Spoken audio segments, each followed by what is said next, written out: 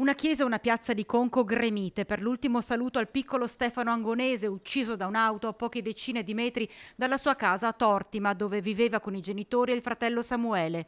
Presente una comunità intera, gli amici, le amiche, i parenti, insegnanti, compagni e compagne di scuola, tutte quelle persone che hanno conosciuto la sua grinta, la sua vitalità, quel sorriso che mancherà a ognuno. Una folla commossa che attraverso le parole di Don Luigi Bortignon, visibilmente scosso per la scomparsa di questo ragazzino, ha semplicemente voluto ringraziarlo per il fatto di essere stato parte della comunità, anche se solo per poco, solo per 13 anni. Te ne sei andato, caro Stefano, in una domenica di fine estate, lasciandoci tutti senza parole. La corsa della tua vita, possiamo dire appena cominciata, è stata interrotta bruscamente e tragicamente.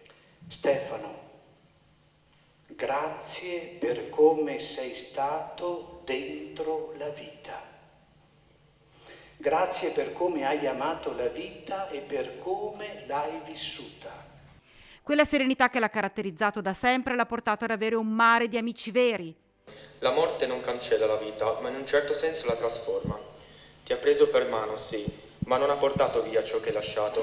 È come se la tua vita fosse un seme che è germogliato nei cuori di chi ti ha conosciuto.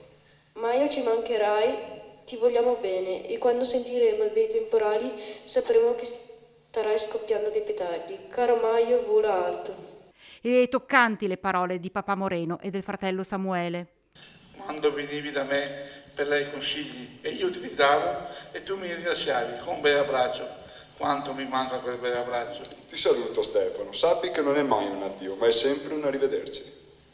Tanto dolore perché tanto l'amore che ha circondato questo ragazzino strappato troppo presto alla vita.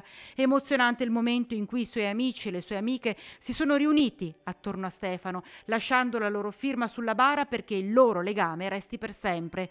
Un sorriso che resterà impresso nella comunità e quei palloncini liberati nel cielo, quasi ad accompagnare il piccolo Stefano nel suo nuovo viaggio. Stefano, fai buon viaggio.